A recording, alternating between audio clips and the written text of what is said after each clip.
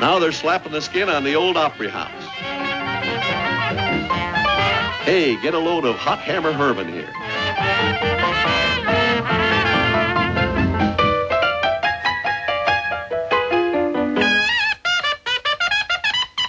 The forecast must be for rain.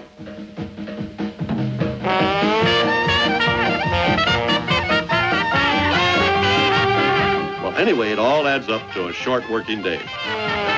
Quitting time, and everybody hurries home except the night watchman. Well, of course, it was all a trick. And our trickster here is Stuart Jewell, one of our naturalist photographers and an expert in time-lapse photography.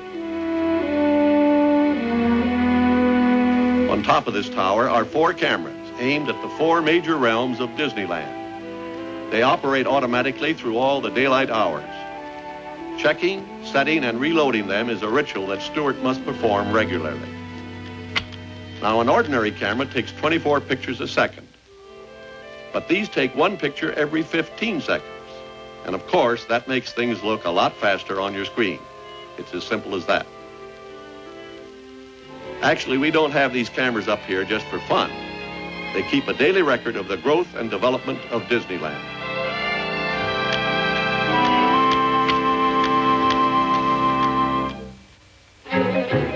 In our progress report, the realm of Adventureland gets an A for accomplishment.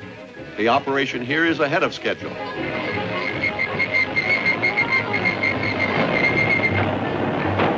Earth-moving machines are well into the job of gouging out lake and riverbeds and laying pipe to supply a network of flowing streams. For Adventureland will feature the tropical waterways of the world. And by the way, to fill all the Disneyland waterways, it will require some 15 million gallons. With so much activity and so much heavy equipment, there's bound to be an upset now and then. But the operators take these things in stride, and fortunately, we've had no serious accidents. In a matter of months, these metal monsters will be replaced with creatures cut to nature's pattern. The trees, the shrubbery, in fact, all the landscaping here has been imported from equatorial regions all over the world. And this tropical theme will be carried out everywhere. Here at the entrance to Adventureland, you'll find a Tahitian setting and an international dock. Here's a model. From this point, you'll take an excursion trip through nature's secret world. Of course, we don't have an explorer's launch as yet, but we do have our handy Rambler cross country to take us on a dry run through the waterways to be. At first, we'll glide through floating tropical gardens, then through Central America and South America. Bright-colored birds and brighter flowers line the banks on every side.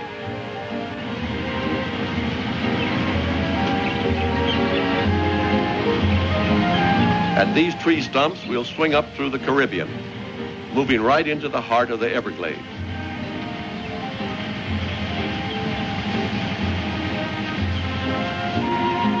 You may think you're looking at a dry sandbank, but with a little imagination, it becomes a mangrove swamp infested with alligators.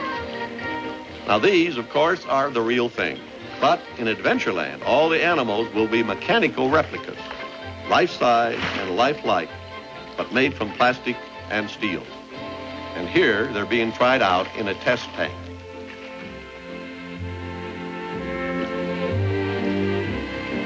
Continuing our dry run, we're moving into African waters. And from the treetops comes the chatter of birds to mix with the cries of wild animals on the banks below. Elephant country. And to match these true-life adventure scenes, here's one of the plastic pachyderms being modeled in our shops.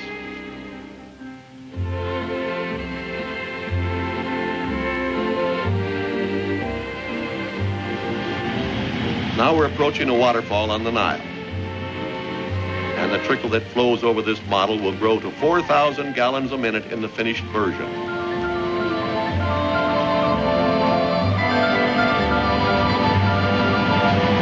Still in Africa, down the Congo, up the Zambezi into Lake Tanganyika. Here on the shores, we come upon the realm of the African lion and the creatures of the Serengeti Plain. Towering above them all, the giraffe. And it's pretty hard to tell him from our mechanical version.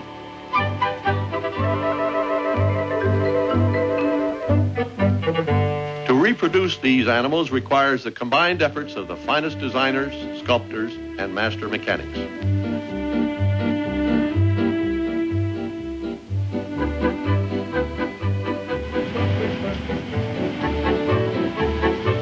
Entering Zululand and moving past a cannibal village, we come upon a marshy backwater. The home of the hippopotamus.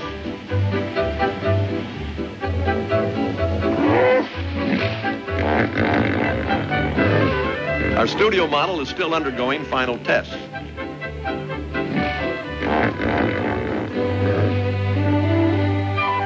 And here's another view that shows how we make a hippo hop.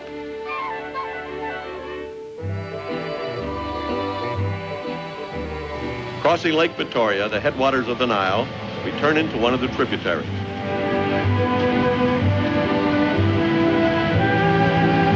Pass under a swinging bridge and return to our waterfall.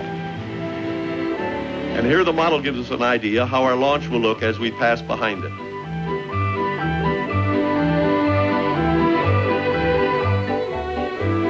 We're on our way home now, and if it gets a little rough from here on, it's only because we're running the rapids through a narrow gorge.